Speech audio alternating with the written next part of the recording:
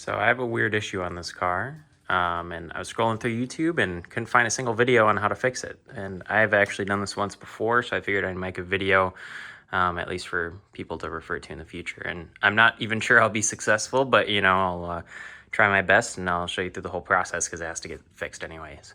But this is a 2011 BMW 335i. It's the N55 pneumatic wastegate. Generally, I think the F chassis cars are going to be the electronic wastegate. This doesn't apply to that. This is going to be the pneumatic. I actually do have a replacement pneumatic wastegate. This is from, I ordered it from ECS Tuning, but I'm pretty sure it's just Pure Turbos' N55 pneumatic wastegate because you cannot actually get this from the dealer. I've searched everywhere. The one that's currently in there is actually just a Chinese one. Just one that I got on AliExpress, believe it or not. Don't make the same mistake as me. I just needed something quick. And at the time you couldn't buy the wastegate actuator from basically anywhere. So, the kind of easy way to diagnose this, at least for me, and I knew what was happening, but you know, I kind of just decided to go for it anyway. Right underneath here, you can't really see it, but there's a boost solenoid. It's this weird looking part. I don't have one in here anymore. But it basically has two vacuum line hoses on it. I use the vacuum system in order to actually pull the pneumatic wastegate shut. So there's a line that hooks up to the end of this, and then it basically pulls the wastegate in. For this job, I'm also going to be using these weird T-series wrenches. It's two Torx bolts that are up underneath there, and there's absolutely no room, so there's no way I'm going to get a socket on it. So this little kit on Amazon was like 10 bucks or something, but they have a little T25 in there that I should be able to get in there. Some of the common issues that result from your wastegate actuator not either being set properly or being in there and needs to be replaced or whatever, you're gonna have no boost essentially. So basically, whenever you get in the car, you get on the throttle basically all the way or anything like that, you might not build up any boost at all. This car, I actually ended up seizing the turbos at about 80,000 miles. Can't really see in there, but there is a Vargas stage 1 turbo in there that I threw in myself actually in my old driveway. The current situation in this car is basically the turbos will build boost about 1 to 3 pounds of boost. First gear is super torquey because it has basically all that power. The turbo spins up immediately. But basically the wastegate itself just isn't closing, and so it isn't building any boost in the boost chamber, so to call it, I guess. And so basically the wastegate is just letting it open the whole time. So it kind of sounds like you're still going to have a little bit of a turbo whistle, but it's going to literally sound like there's a massive leak somewhere and you're just not going to be able to build any boost. One thing I originally I thought it was the wastegate actuator, but it ended up being my turbo that was actually seized. There is this little clamp that goes over the turbo. Because basically on the BMW turbos, the hot side, which is actually a part of the exhaust manifold, is connected to the actual turbo part, which is the cool side. And then there's this little C-clamp that goes over both of them. If that C-clamp is loose or missing, your turbo is seized, more than likely. I'd be very surprised if it wasn't. And actually a little hack, if you're looking for that, I ended up buying mine at a Volkswagen dealership. I can't remember what year it was for, but if you're a little creative, you can find the exact same C-clamp that goes over the N55 turbo. So yeah, basically if you have no boost at all or minimal boost like I do, most likely it's going to be your wastegate actuator. I mean, this thing has failed on me twice at this point, and I'm at, I want to say 96,000 miles. I keep on thinking of possible reasons you might be doing this, but also just one quick thing that I want to add.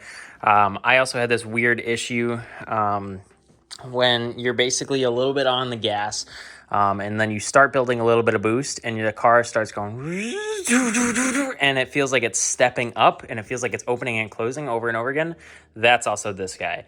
I had that issue for a super long time. I even contacted BMS because I am running the JB4 in here and also an MHD tune, but independently, and I mean, the result was the same for either of the tunes.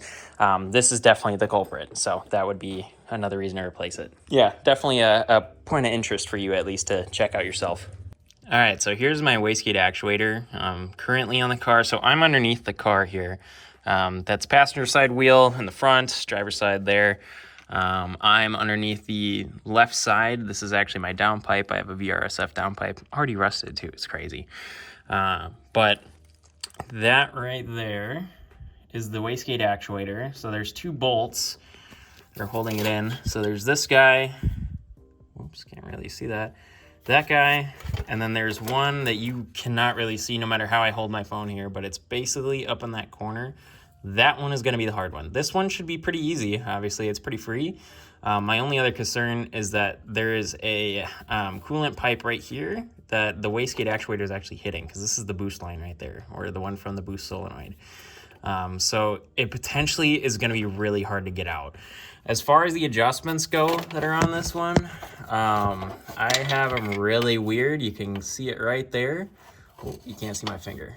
Right there.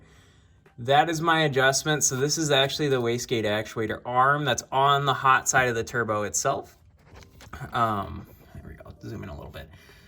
I kept on coming to a point where these nuts were falling off. These are 10 mils, same thing as the ones that are on the new one. So I ended up actually just putting a 10 mil locking nut on it, and it ended up keeping it in place, which is perfect. I don't know if it's just mine, but the Wastegate Actuator arm actually rests on the coolant arm, which might be a problem in the future. I'm not too sure. I'm gonna try to get it out without pulling any coolant lines, but my guess is that this line is gonna have to come out. So I'm not 100% certain, but we'll see. Just so I feel like I'm actually showing something here, this is that one bottom Torx bolt. It's really not focused here. That I'm pulling out. I'm right underneath the passenger side of the steering rack. But yeah, this is basically the whole concept. Just gonna unscrew these, and then actually that is the other one right up there. So that one's gonna be the hard one to get to. As you can see, the back part of this Wastegate Actuator is right up against this coolant line. So that's gonna be the problem, I think. All right, I got one of the two out. I got that guy out. Now it's just gonna be the more troubling one up there. I've already tried to hit it a little bit, and it is really hard to get to. So yeah, be prepared for that one to be really nice and hard to get to.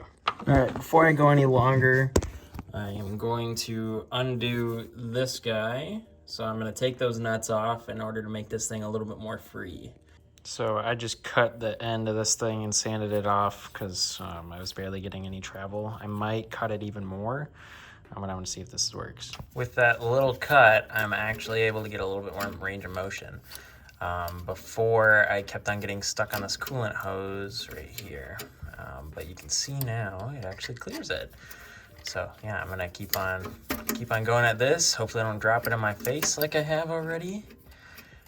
But yeah, it is going to be a nice and slow process, but we're chugging along. All right, I was able to loosen it enough to the point where I'm able to crank on it with just my fingers. So I'll have it out pretty shortly here. All right, and just like that, the bolt is free. Now this thing should be able to move. Yep, there we go. So it moves. Ow, right on my throat. Okay, this moves independently now. Oh, there we go. All right, there it comes. All right, I'll have it, actually, instead of just stopping the video, see if I can just yank her out. Let's see, so I'll disconnect the hose. And I did check the hose, by the way, because it's potential that your hose did just fail. I pulled off my hose, plugged one end, and then used a brake caliper bleeder in order to test my vacuum pressure. And it definitely was not the hose. It was this guy. So there's a little tip here, right there. That's what I'm fighting right now.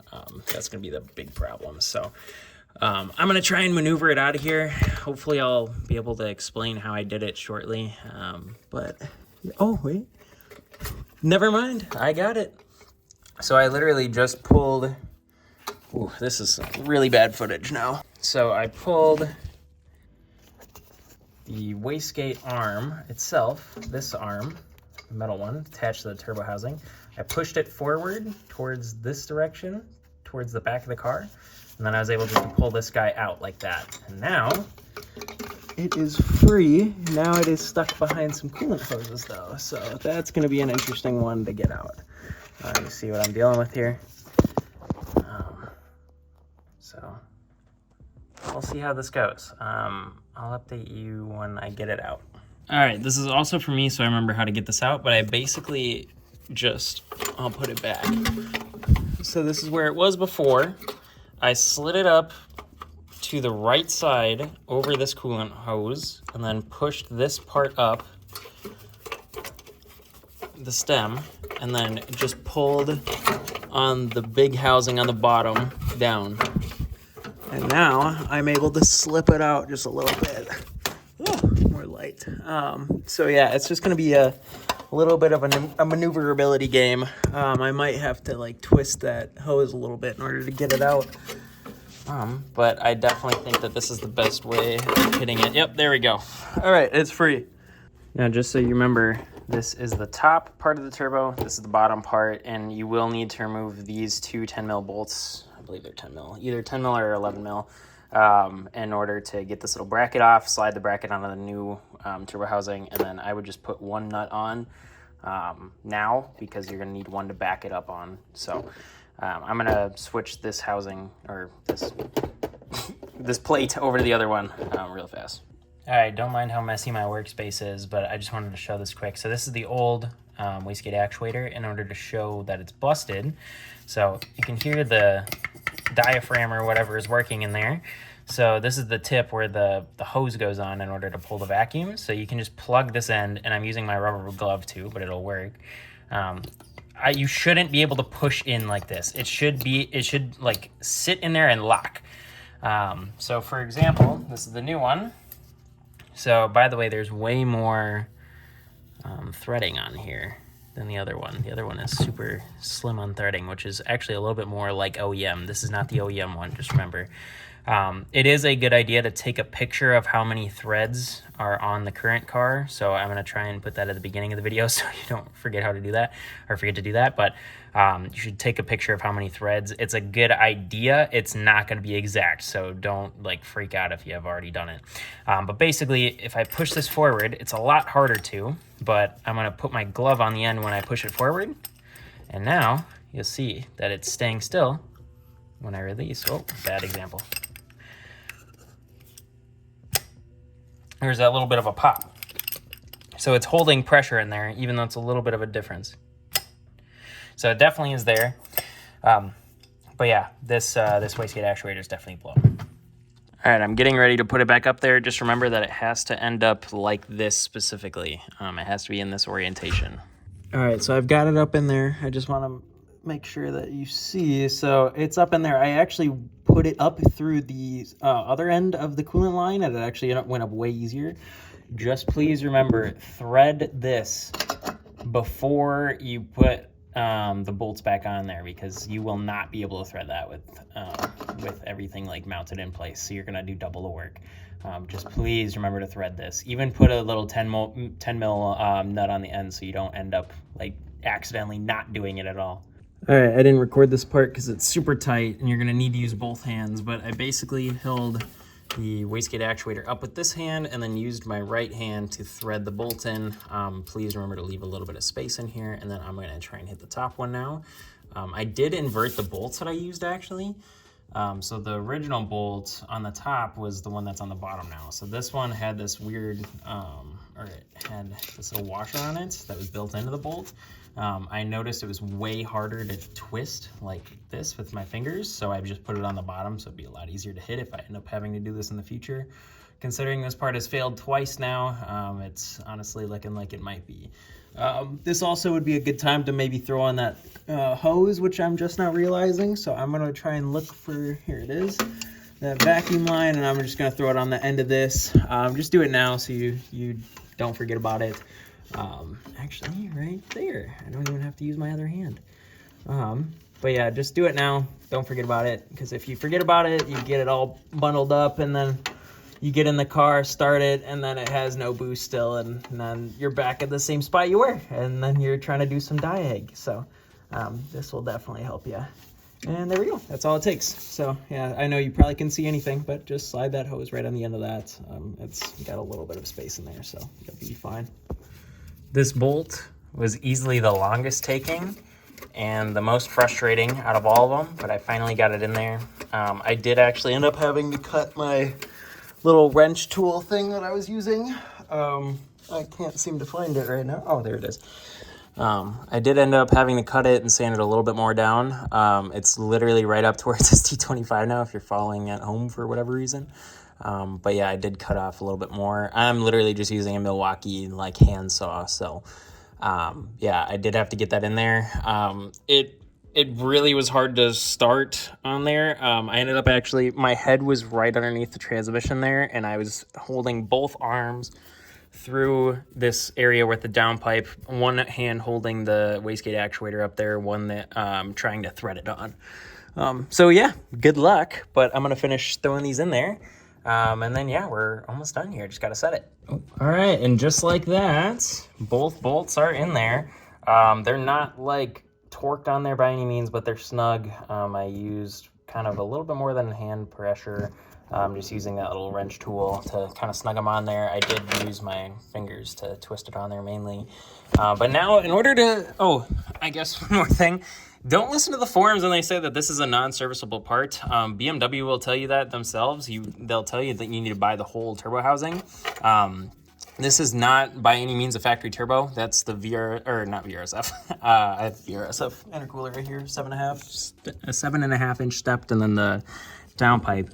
But this is the Vargas Stage 1 turbo. It's basically the same exact like turbo as stock. It's like the same bolting, everything is bolt right up. It just has a little bit bigger of a compressor wheel. And then the exhaust wheel is a little bigger too. But yeah, I mean, overall it's definitely doable. The servicing sucks for them, but you can definitely do it. It comes off the turbo and everything, just like you've seen. So, yeah, everybody who tells you it's not serviceable is lying to you and wants you to buy a new turbo. I mean, should that be the go-to option? I mean, if you have a ton of money and, you want to be certain that it's going to work, sure, go for it. Me, I don't have infinite money, unfortunately. So, yeah, it doesn't really work out for me like that. As far as actually setting the Wastegate Actuator arm, I do not know the exact factory specification for it or anything. I always just make sure that the Wastegate Actuator arm, when it's pulled fully back, and I actually might hook up my vacuum pump to the top to have it compressed all the way. I just like to make sure that I can physically feel the wastegate touching the plate. So basically the wastegate inside there is open at all times, and the wastegate actuator, when it's activated, it pulls the wastegate shut. So as long as the actuator fully is actuated and the plate is against the turbo housing to build boost in there, that's what I consider good. And then that's where I've set it to in the past. I've had experience with it. I mean, I've ran the car for 5,000 miles with that and it's fine. I'm sure that there is 100% an official way to do it. Feel free to look up those videos, but I'm going to take the cheap way out here, and then just set it to where I think it's going to be. I might have to reset it. I've had to redo it before in the past, but it is what it is. So I'm going to go ahead and set that, and then I'll update you when I'm done. Here's just a little trick if you want to test your wastegate actuator. So this is literally just a little brake bleeder valve thing that I got on Amazon. It was same day for, I think it was 23 bucks. It was super cheap. You should definitely get one. It had this little nozzle in, so I'm just plugging it into the hose right here. Make sure not to drop this hose, but I pulled it off of the boost solenoid, which is right there. You'll see it, it'll be connected right to this guy. But basically in there, you can see the wastegate actuator. It's far down there. So I'm going to pump this, help with the hoses on there, pump it. So you can see it's actuating.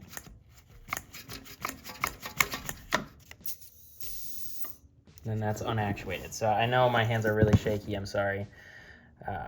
But just to kind of give you an idea. So I'm pulling the vacuum. And then I'm going to release the vacuum here.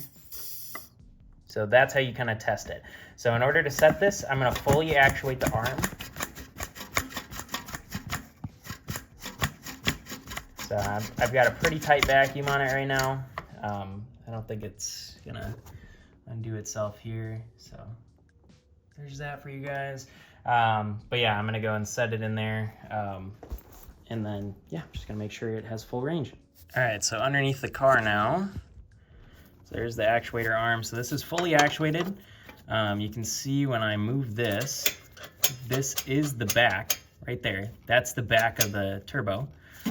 So I'm gonna slide this nut on there, kind of keep its point.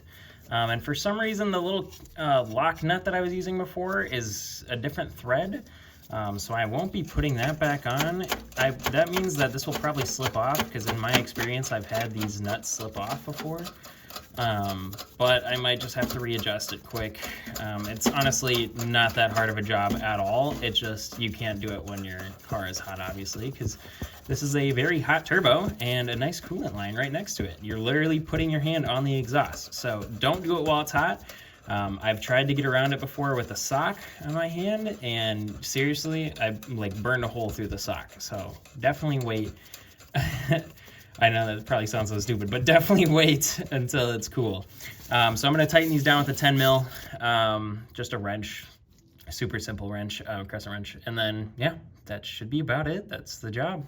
All right, so that's the job. I did throw my lock washer or lock nut back on there, but it was not threading right. So it's kind of just on the first like 2 or 3 threads, but it'll keep the 10 mil washer or nut from falling off if it ever slips off. I did tighten it. It's really hard to tighten this, by the way, just so you know. It'll be really frustrating because you got to put your hand all over the place. Overall, this job sucks because it's nice and tight in here, but it is definitely doable. As you see, I'm just in my garage. By no means am I a master technician. I'm not an ASE certified technician or anything like that. I'm just a person who, you know, wants to save a little bit of money, and I'm not going to pay someone to do something I can do myself. So yeah, you could definitely do this yourself. It requires just a little bit of, you know, mechanical knowledge, and I mean, as long as you know what you're working on, you'll be totally fine. But yeah, best of luck to you. This job sucks, and have a great day.